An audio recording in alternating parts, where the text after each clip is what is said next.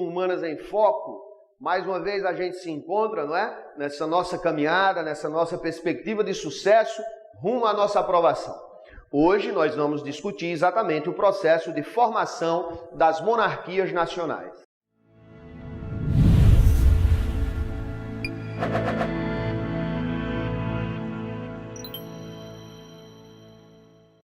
Muito bem, pessoal, nós estamos ainda, naquele caminho, naquele percurso, do final da Idade Média. Ou seja, nós estamos ainda na Baixa Idade Média e vamos destacar o momento final, dessa transição, dessa passagem da Idade Média para a Idade Moderna, ok? Muito bem, dois fenômenos vamos analisar. Esse processo de centralização do poder monárquico, tá? E também a famosa crise do século XIV. Ok, minha gente? Olha só. A gente sabe, nós sabemos muito bem que os reis medievais, eles eram reis fracos, Como se diz, na Idade Média, o rei reina, mas não governa. Não é assim? O que é que está acontecendo a partir dos séculos XII, XIII, XIV? Esse poder monárquico, que era nominal, ele passa a ser cada vez mais real, concreto. Vamos imaginar, só para a gente ter assim uma ideia, como se fosse, como a gente joga uma pedra na água, não vai ampliando os círculos na água. Muito bem, século após séculos os reis iam conseguindo expandir a sua jurisdição, a sua área de poder, até então abranger um território nacional. Por isso nós vamos chamar de monarquias nacionais. Olha só, pessoal, esses reis, eles tinham que trabalhar no sentido de superar duas esferas de poder, A esfera de poder da igreja, que se pretendia ser um poder universal, ou seja, sobre toda a Europa cristã, o Papa se colocava como o príncipe da cristandade. Então os reis precisam afastar essa influência para poder se afirmarem dentro de seus territórios, tá certo? E a outra esfera de poder que precisava ser superada eram exatamente os poderes locais dos senhores feudais, tá certo? Quer dizer, aquela autonomia, aquela independência que os senhores feudais desfrutavam, agora precisava ser dobrada. Ou seja, esses senhores feudais precisam se tornar súditos da coroa, súditos do rei, E assim vai ocorrendo a formação das cortes, tá bom, minha gente? Isso conta também com o elemento da participação da burguesia, que nós já analisamos, vinha num processo de fortalecimento cada vez maior e era altamente interessante para os burgueses, os comerciantes, que houvesse a centralização do poder monárquico. Por quê? Porque aí você vai superando exatamente os particularismos, os localismos feudais. Aquela história, lembra que eu falava? Cada senhor feudal cunhava sua própria moeda. Cada senhor feudal ou cada região feudal tinha seus próprios pesos e medidas. Outro elemento também, minha gente, é que aquela fragmentação territorial dos feudos promovia o quê? Uma proliferação de taxas e pedágios e tudo mais. Quer dizer, você atravancava, então, o desenvolvimento do comércio. Não é, pessoal? Olha só, já pensou a centralização do poder monárquico em todo o território? Minha gente, um só rei, uma só lei, uma só moeda, muito menos impostos e taxas e pedágios, não é? Muito maior segurança para os negócios. Então, perfeito para a burguesia também esse processo de centralização monárquica. Agora, não vamos pensar que foi simplesmente essa aliança do rei com a burguesia que trouxe a centralização do poder monárquico. Não. Nós temos também, é claro, o momento de crise do feudalismo. Os velhos senhores feudais, quer dizer, o clero e a nobreza, eles também vão em busca de uma proteção, de uma acomodação de seus privilégios. Não podemos esquecer que na decadência feudal você vai encontrar, por exemplo, as rebeliões dos servos. Na França você vai chamar de jaqueries. Tá? Tudo em consequência daquela história do século XIV. Ok? O que foi o século XIV? A peste negra, a grande fome e a guerra dos 100 anos. Não é, pessoal? O resultado dessa verdadeira trilogia do terror né? Você vai ter aonde? Você vai ter na rebelião dos servos. E aí, como é que você vai controlar essa rebelião? Era necessário um poder central. Entendeu como é que é? Então, os velhos senhores feudais vão se abrigar aonde? Debaixo da coroa dos reis, né? Então, como diz Perry Anderson, né, nas linhagens do Estado absolutista, né, essa centralização do poder monárquico é, fundamentalmente, a concretização de um Estado burocrático, administrativo, centralizado, mas um Estado feudal. Afinal de contas, quem é que vai compor a corte dos reis? Exatamente. Bispos, cardeais, duques, barões, ou seja, a velha camada senhorial, que diante da crise do feudalismo, não é, diante da perda de seus poderes locais, eles começam a se aninhar debaixo desse poder maior, que é o poder monárquico, recebendo as pensões da corte. Dentro de um mundo, de uma sociedade que está se tornando cada vez mais o quê? Monetarizada. Uma economia cada vez mais o quê? Comercial. Certo, minha gente?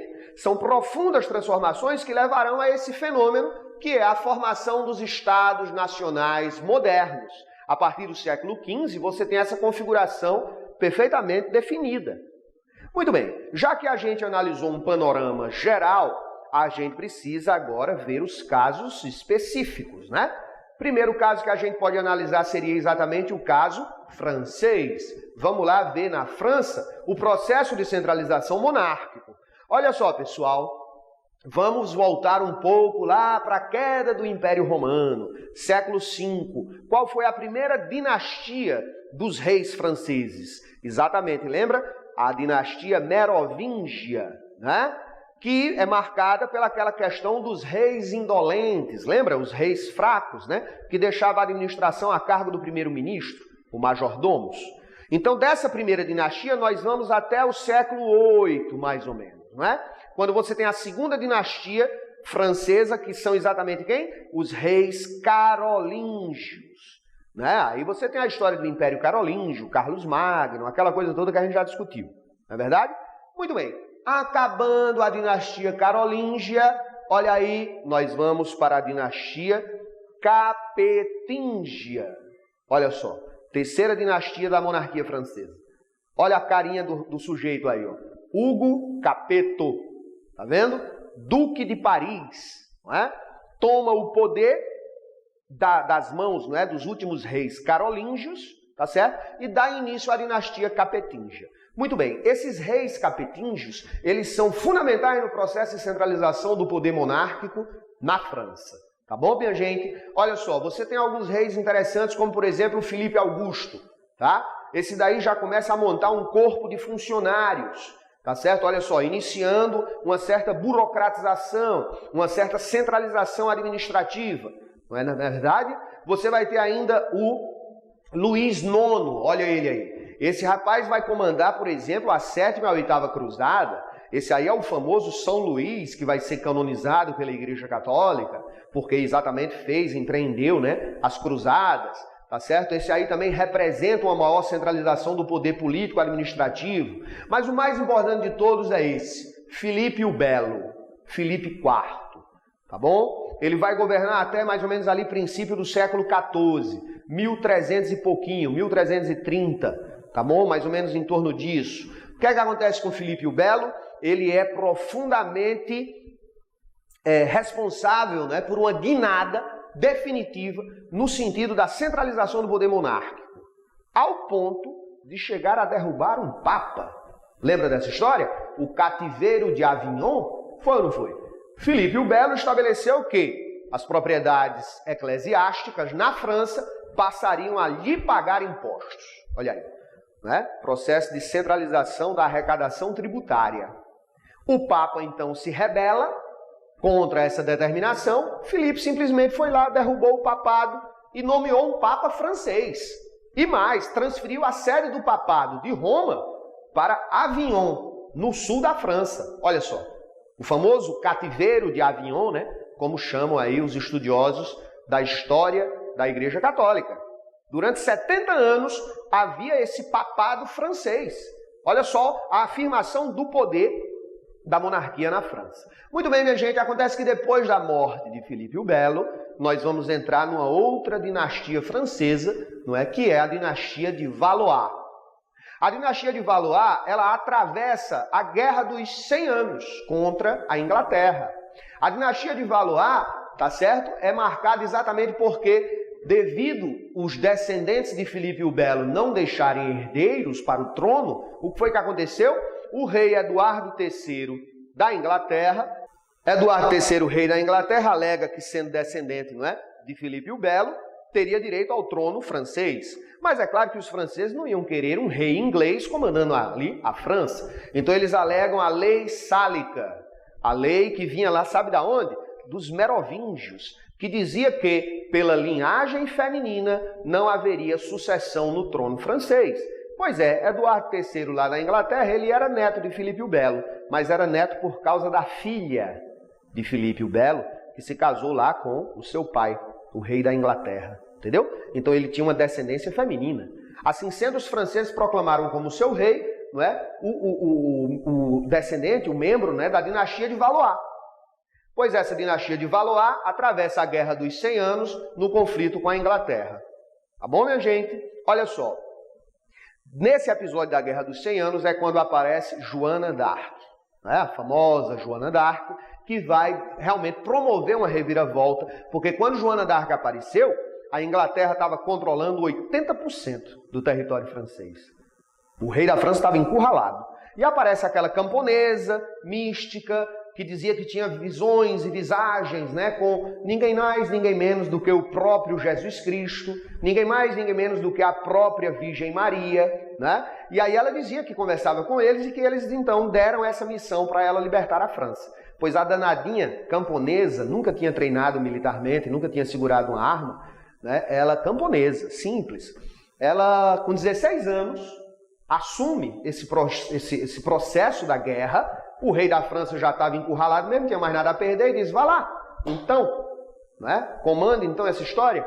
Pois muito bem, com 16 anos ela assumiu esse processo, com 19 anos, ou seja, 3 anos depois, a França tinha virado o jogo, sob o comando dela, Joana d'Arc.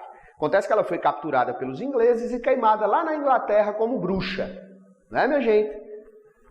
Acontece que depois, né, os cardeais e bispos da França conseguiram reverter esse processo de excomunhão, de inquisição, e acabaram conseguindo a canonização de Joana d'Arc como Santa Joana d'Arc, que hoje em dia é padroeira da França. Não é para menos, né, pessoal? Resultado, quando nós terminamos a Guerra dos 100 Anos em 1453, né, que foi de 1337 a 1453, na verdade 116 anos de processo, a monarquia francesa estava consolidada, né? Os reis franceses eram reis efetivamente de toda uma nação, de todo um território. Ok, minha gente? Então, pessoal, analisamos o caso da formação da monarquia francesa, podemos analisar agora o caso da monarquia da Inglaterra. Olha só, esse processo começa com o duque francês, né? Olha aí, ó, Guilherme, o Conquistador. Esse vai ser o cara que vai sair da Normandia, na França, e vai conquistar a ilha da Grã-Bretanha, então se tornando o rei da Inglaterra. Olha só, pessoal, isso dá origem a um probleminha que era o seguinte: os reis da Inglaterra passam a ser vassalos do rei da França. Por quê? Porque Guilherme era duque da Normandia na França e se torna rei na Inglaterra. E assim sendo também, os reis ingleses tinham jurisdição no continente europeu, que era esse território do norte da França. Olha só, pessoal, o que é que vai acontecer? Cerca de 1215, nós temos o rei João Sem Terra. Por que é que ele ganhou esse apelido? Exatamente porque ele quis ampliar esse domínio inglês em território da França e acabou perdendo essas terras. E aí, minha gente, perdendo esses territórios, o rei João Sem Terra, ele é acuado, pressionado pela nobreza dos barões ingleses, que impõe, então, nunca esqueça disso, a Magna Carta, dizendo que era preciso limitar os poderes monárquicos daí por diante. Minha gente, é considerada, assim, uma das primeiras constituições da história. Alguns direitos civis foram garantidos na Magna Carta, como, por exemplo, o direito de um homem ser julgado pelos seus iguais. Como, por exemplo, que a monarquia só poderia cobrar impostos se aquela região, aquele condado, né, como eles falavam na Inglaterra, tivesse representação aonde? No parlamento, minha gente. A Magna Carta de 1215 contra o rei João Sem Terra é a origem do parlamento inglês. Assim sendo, pessoal, uma tradição da monarquia inglesa é que desde seus primórdios, os reis ingleses nunca serão assim muito fortes, não é? É um marco dessa história britânica, tá, pessoal? Isso é importante. Lá na frente, em outras aulas, a gente vai resgatar esse dado, né? Que desde suas origens, olha só, os reis ingleses têm uma certa limitação de sua autoridade e de seu poder por conta da imposição da Magna Carta ao rei João Sem Terra em 1215. Tá bom, minha gente? Esse rei João Sem Terra, ele era irmão do famoso Ricardo Coração de Leão. Tá, pessoal? Esse Ricardo Coração de Leão, ele foi um dos que participou das cruzadas, né? Essa época é mais ou menos aquela época de onde vem a lenda de Robin Hood, não sabe, minha gente? Entendeu? Que esse Ricardo Coração de Leão, na verdade, não sei por que esse nome, porque era um tremendo de um tirano, era um tremendo de um sacana. Tá? Episódios assim terríveis e sanguinolentos que ele promoveu lá na Terceira Cruzada, lá em Jerusalém, né? De exterminar crianças, idosos, enfim. Tá bom, pessoal? Muito bem. O que é que acontece? Aí a gente vai chegar exatamente na questão do Eduardo III, rei da Inglaterra, mais uma vez a história da Guerra dos 100 Anos começando, lá em 1337. O que é que foi que aconteceu, pessoal? Eduardo III, a gente já sabe, ele reivindicava o trono francês porque ele era descendente de Filipe o Belo, não é? E também, pessoal, Ricardo III estava de olho em recuperar aquela jurisdição que a Inglaterra tinha sobre os territórios franceses, né? Deixar de que a Inglaterra ela foi reduzida a ser apenas uma ilha. Ela perdeu espaço no continente. Então o Eduardo também visava a recuperação daquele território perdido pelo João Sem Terra lá atrás, né, pessoal? Outro elemento que vai dar início a essa Guerra dos 100 Anos, sabe qual foi? A pretensão de Eduardo III de controlar a região de Flandres. Sabe o que é a região de Flandres hoje em dia? Os Países Baixos, Holanda, Bélgica, que naquela altura do campeonato era a grande fornecedora de lã para a Inglaterra. Olha, minha gente, de onde vem a tradição inglesa, não é, das manufaturas têxteis, tá vendo aí, ó? Nós estamos falando de 1337 e já era uma questão importante essa questão do comércio de lã para as oficinas britânicas, né? Então esses são basicamente os elementos que levarão o Eduardo III a atacar a França, dando início à Guerra dos 100 Anos, que a gente já analisou, né? Acabamos de analisar o episódio de Joana d'Arc e tudo mais. Minha gente, aliado a esse processo de belicosidade, de conflitos da Guerra dos 100 Anos, você vai ter a questão paralelo a tudo isso que atravessa o século XIV, a grande fome. Começo do século XIV, certo? 1316, você vai ter uma fome crônica. O que é isso, pessoal? É que não se tratou de uma geada, de um inverno rigoroso, ou de uma seca, ou de enchentes. Não, é muito mais grave. Sabe o que é? O solo da Europa se esgotou. Simplesmente a terra não produzia mais. Minha gente, nós estamos falando de um espaço que é cultivado desde o Império Romano. Nós estamos falando de 1300, ou seja, 700 anos atrás. Desde quando que esse território ele vinha sofrendo o processo de exploração agrícola, né? Então, nós já temos aí no mínimo mais de 1000 anos de uso desse solo. Quando a gente chega no século XIV, minha gente, esse solo está esgotado. É uma fome crônica. O que é que acontece? A população desnutrida, muito mais vulnerável a quê? Às infecções. Aí você cola com a história da peste negra, que não é brincadeira não. Multidões de pessoas aglomeradas em quê? Nas cidades que estavam começando. E você pensa o quê? Que as cidades eram que nem hoje lá na Europa? Porra mais linda do mundo? Não, senhor. Eram verdadeiras pocilgas. Como a gente fala, um alto índice de quê? De insalubridade. Não tem esgoto, não tem água encanada, vielas, becos, enfim, verdadeiras favelas. tinha mais mosca do que gente nas cidades. Imagina você nessas condições e ainda mais por cima o quê? Falta de higiene total das pessoas. Né? Ninguém tinha noção de vírus, de bactéria, nada disso não. Entendeu? A mesma faca que o sujeito limpava o barro da bota, ele entrava em casa e arrancava um pedaço da carne para comer. E banho que não se tomava. Né? A igreja dizia que tomar banho demais era pecado, porque você estava dando mais valor ao corpo do que à alma. Entendeu? Lavar as mãos para comer, nem pensar. Outra coisa, muito comum, é o uso coletivo de copos, pratos e talheres. Entendeu como é que é? Às vezes uma mesma caneca passava em 4, 5, 6 bocas. Entendeu? Amigos chegavam numa taverna para tomar vinho e era a jarra de vinho, né, com 1 ou 2 canecas para 6 homens beberem. Tranquilamente era assim. Então imagina isso para a proliferação de doenças. Lá se vem o quê? A peste bubônica, a febre tifoide, transmitida pela picada do carrapato dos ratos, ou também transmitida pela urina dos ratos. Para vocês terem uma ideia das condições, você abria a despensa de casa, os ratos saíam correndo. Você não fazia nada, metia a mão no saco de farinha, levava para a mesa, molhava, amassava, fazia um pão. Olha aí, ó. Ainda tinha uns pontinhos pretos que era o cocô do rato. As crianças diziam, mamãe, isso é um panetone? Não, não, meu filho, é cocô de rato. E a pessoa comia, entendeu?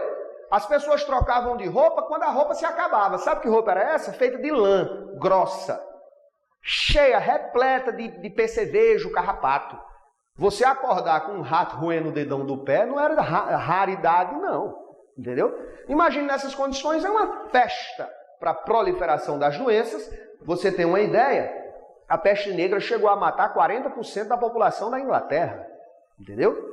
No balanço final, a gente pode dizer que a peste negra chegou a matar de 1 terço a 50% da população europeia. O século XIV é um século de refluxo, tá, pessoal? De declínio generalizado. Declínio populacional, declínio das atividades mercantis é um problema, né? O século XIV. Tá bom? Sabe qual vai ser a saída da crise do século XIV? O século XV. E o que é o século XV? A partir daí nós vamos ter o quê? As grandes navegações, a revolução comercial. Tá, pessoal? Mas aí são cenas do próximo capítulo, ok? Um grande abraço. Vamos manter aí a firmeza, a determinação nos nossos estudos. Ok, minha gente? Até o próximo encontro.